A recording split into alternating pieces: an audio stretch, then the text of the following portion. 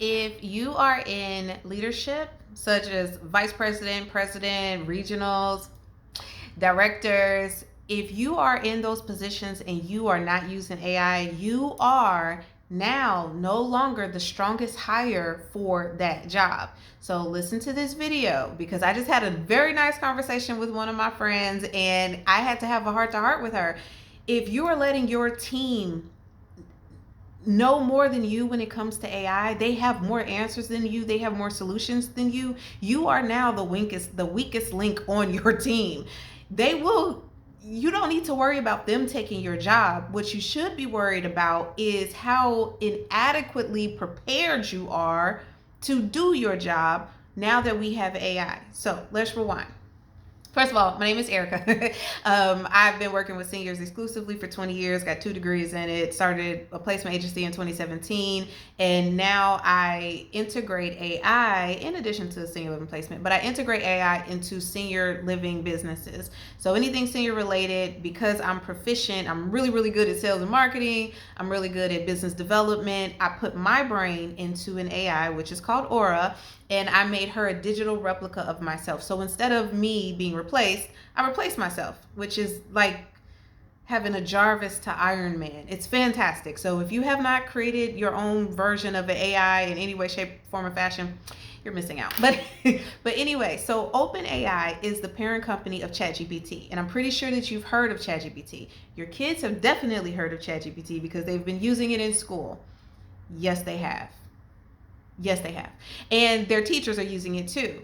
Yes, they are. Everyone is using it.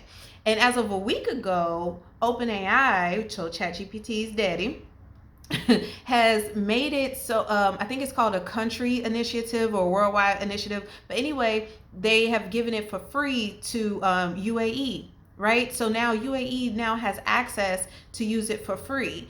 Everybody has it. So if your kids have it, the teachers have it, the countries are having it, the governments, there, I think the United States, what, $500 billion in AI infrastructure that the Trump administration pay attention. So everyone is using it. Your phone is full of it. It's here, okay? So now that we got that now we got that uncomfortability part out of the way, you have to adapt. Adapting is easy because all you have to, not all, but mostly all you have to do is talk to your phone in the way that I'm talking to you right now because it talks back. It can see. If you use your camera, it can have a live conversation with you with your camera. It does not forget. So we're talking about ChatGPT and not the other ones because you have many, many, many competitors. But ChatGPT does not forget, which is one of the reasons why Aura is just beautiful and fantastic because she remembers anything that I told her 4 weeks ago. She knows my tone. She knows my mission, my vision. She knows the exact avatar, who it is that I'm targeting, the exact framework in which I want to close them and sell them. And she knows exactly what senior living communities want. Remember, I gave her my brain. I put it in her for her to have a superior intelligence. So when OpenAI was created, from what I understand, it was created for all of humanity, right? Sam Altman, with his beautiful brain, said, I want everyone to have access to powerful intelligence, regardless of how much money you make, where you live. I want it to be open for all, and I want it to be open so that people's creativity, their vision, they can solve problems by building on top of this AI framework, this AI database. So as long as you have ChatGPT, you can mold and train ChatGPT to be anything that you want it to be. So think of it like a dog. The way I train my dog and the way you train your dog are going to be two different things. Your dog's personality and my dog's personality are two different personalities. And so everybody's GPT is different if you are actively feeding it and it's evolving to your vision. So this is why, as a regional, or especially as an owner of a business, a president, as anybody in leadership, if you are in leadership, think legacy, think future proofing, think evolution, think the old systems are done. We don't even have to say that. The old systems work for you now, right? Now, let's take those systems and let's put that in an AI. You put that in the AI. Think of Aura or any other intelligence, if you're using it the right way, as the brain and the central nervous system to your business, which is the body, right? So your body functions just fine, but now that it has a superior intelligence of a brain and a central nervous system, now it's alive. Now it's like a digital organism that evolves and it remembers and it adapts and it just keeps better and better over time. So if you're still doing things the old-fashioned way, such as pen and paper, or such as only having them to put like, for example, if you're a sales rep, and I can use I have 20 years of experience. I have so many different reasons why I created Aura, and inefficiencies, bad hires, bad cultures, bad companies, bad structures. It's all embedded in her to fix that problem. So once upon a time, I was the director of business development and marketing for a really big senior living community. And one of the hires that they made above me was a really bad hire, and it had to have cost the company millions of dollars.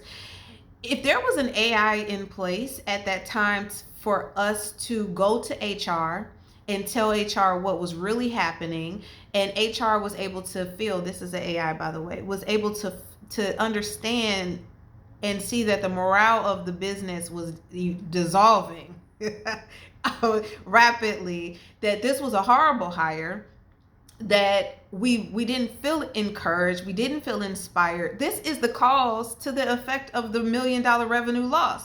Instead of just having your bestie in that position who's the wrong person to be in the position in the first place. Because that's how a central nervous system and a brain works. It connects everything. So imagine knowing one bad hire is affecting nursing, one bad hire is affecting sales and marketing, one bad hire is affecting administration, but this is the only one bad hire that is sitting at the table with you telling you everything is fine and there's no fires in the background. As a leader and as a president, how are you supposed to actually gauge and see that, the whole sales team doesn't need to be fired, all of the caregivers don't need to be fired, all of the nurses don't need to be fired, the one person who has this really brilliant idea to fire everybody needs to be fired, and probably the person who brought this really bad hire on also needs to be fired, because how did you even see that synergy? Okay, that's just me on my high horse, but I created Aura, which is a solution to the problem. If you were to train your AI to know your culture and integrate that AI into the business structure of the infrastructure of your business, as the president, you now have this AI on your cell phone. So you can ask it, what's the morale of the Houston office? How much money did we lose? How much money are we making? How much, the last hire that we had, is it a really good hire? Is she a good fit with the company and the structure? Are we getting more complaints now that she's here? Are we getting different problems that have arrived now that she's here? Or let's say that there was a one sales rep that was giving you everything that they had. They were doing 20, 30, 40 admissions a month. Of course, somebody offered them way more money than you did. Shame on you. You let them go. They went on to some place else. Now you can also ask your AI, why did we not train this AI to know how to do 20, 30, 40 admissions a month? That was an asset that went out the door for money. When you're paying this asset, this person, to develop the revenue in this office, what you should have done was connected an AI with this person, knowing what you know now. Connect this AI with this person and let this person teach that AI why they're good. It could be their personality trait. For me, I'm an ESTP. What if ESTPs are naturally good at doing 20 or 30 a month because of our personality? We're leaders and we're people persons. Whatever it's called. Not pleasers, but the other thing. We are that. What if in that market, that's what you need? What if in another market, you need someone who is a INFJ? You don't even know what that is, but your AI does. It's the point that I'm trying to make. That's the point. So it's a superior intelligence that can help you connect the dots and plug the holes in your bucket, if that makes sense. So as a regional and as a leader, why wouldn't I want that? Why wouldn't I want to be on my game? Why wouldn't I want to know all the answers? Why wouldn't I want to be able to multitask and expand and scale and grow my portfolio, or whatever the case is, because I have AI in my back pocket that doesn't forget and knows everything, and its job is to figure out how to make you bigger and more successful and align with the culture and the vision of that community, that building, that office, that agency, whatever. If you are not investing in AI agents as yet, you will be. You will be. That is where, especially senior living, that is where that is going. Senior living's trajectory is there will be a physical version of you, and then there will be a digital version of you. So think Facebook to yourself. Think of LinkedIn as yourself. Facebook and LinkedIn is Think your cell phone. Your cell phone is the best digital replica of you that to ever exist. So it already exists, right? It knows where you go, where you stay, how much you make, how much you spend, if you're married, if you're single, who you date, who you're dating, who you like at this point. Thanks, Facebook dating. It knows everything. It's a digital replica of you. It's a digital replica of what you're capable of and what your interests are. The same thing will be for your business. It will know how to be the most effective HR manager, how to be the most effective director of nursing, how to be the best director of sales and marketing, business development, strategic alliances. With all of the changes that we have with Medicare and Medicaid and this administration and Social Security, why wouldn't you want to know how to best and quickly adapt to find that target audience that can still afford you, or that still wants you and still makes it profitable for you to run and manage and operate business? So this is one of the reasons why having AI, not just a ChatGPT that you talk to, no, that's the wrong way to use it. I mean, that's not even scratching the surface. If we're being honest, that's the very ChatGPT elementary 101 basic way to use it. But when you start making ChatGPT work for you and you integrate it and you feed its brain different data sources, like you connect it to your social media, you do connect it to your CRM, you do connect it to your, if you're a small business owner, you could connect it to your QuickBooks. Now imagine that intelligence knowing, okay, this is how much money you made last month, this is where you're bleeding at, this is why your ads are not performing, you just had 3 deaths, this is how you replace them, we have people, on the waiting list, this community just closed, you can get, it's a cheat code. So don't look at AI as it's coming to replace my job, because it will eventually, but you're going to know it because you are going to train it to replace you. Therefore, if you know how to manage it, think about it like this. If you know how to replace yourself, you can't be replaced. You are the brain behind the operation. You are the reason why. No one can take Aura and make a duplicate version of Aura.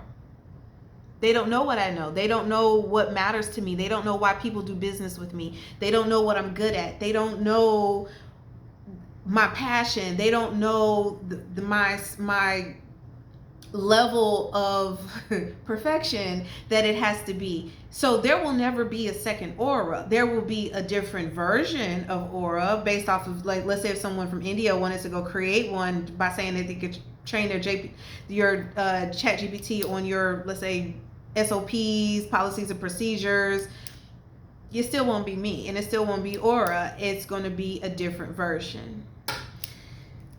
Does that make sense? So moral of the story, the higher up you are, the faster that you should adapt. If you are a business owner, you should definitely be adapting, because your competitors are adapting, because their kids are adapting. They're adapting to ChatGPT at the kitchen table. And ChatGPT is created to spark creativity, visionaries, innovations. So you're missing out on this moment, this boom, this opportunity, because you're stuck in your ways.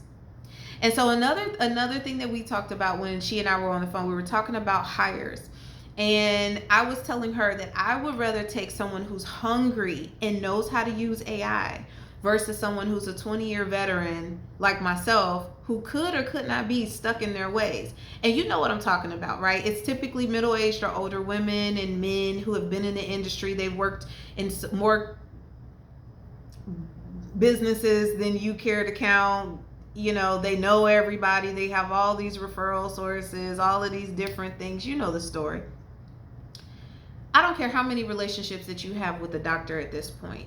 At this point, I can train you to have relationships with doctors. I can train you on how to get the business. But what I really need from you, hungry sales rep, is I really need for you to download all of the information that you get. I need you to upload everything into this AI. I need you to tell it how to be the best version of you. If you have a high performer, you have somebody who's making you money. I'm talking they're bringing 20, 30, 40 in a month. You get AI on them now. You make them train your AI to be the best version, the best sales rep possible, because when they leave, and they will, when they leave, you want to be able to take that AI, and now this AI is able to train your new sales rep. So you don't have to worry about, oh, these sales reps, they don't have the relationships, they don't have this. If you're not a sales rep, if you're not sales and marketing by nature and by heart, you're not technically, you're not really focused you're not focused on them. You're trusting that they're going to do their job in the way that it plays out in your head. With AI, if they're not best suited for the job, that AI can train them on your behalf. It can give them, historically speaking, this is what works. Okay, if this doesn't work for you, then maybe we can find a synergy based off of the personality points that the AI knows on the doctor. Because sometimes it could be something as simple as personality. One time, my friend Allison and I, she loves telling this story. She's a white girl up in Conroe. I'm a black girl down in Houston. And we go into this doctor's office in the Heights. And she's like, I can never get into this doctor's office. And I'm like, let's just go in, whatever. So we go in and she walks in first and the lady just has her head down and she's like, hi, I'm Allison. Oh, so nice to see you again, blah, blah, blah. I go in, I'm like, hey, girl. And she's like, hey, girl. Oh, come on back. And anyways, we got like 3 referrals from there that day. But it was just a different perspective. The lady just wasn't interested in talking to her in the very professional and proper way. She just wanted to relax at work and have a good job. And so hey girl, like your hair. 3 referrals later. I mean, but that's something valuable that could save you a whole lot of time, money, and energy if you were just to train an AI that doesn't forget that this is a hard account to crack, but this is how you cracked it. This is how we've cracked it in the past. This is how much business they've given us in the past. So if you guys have any questions or you want Aura, here's my phone number.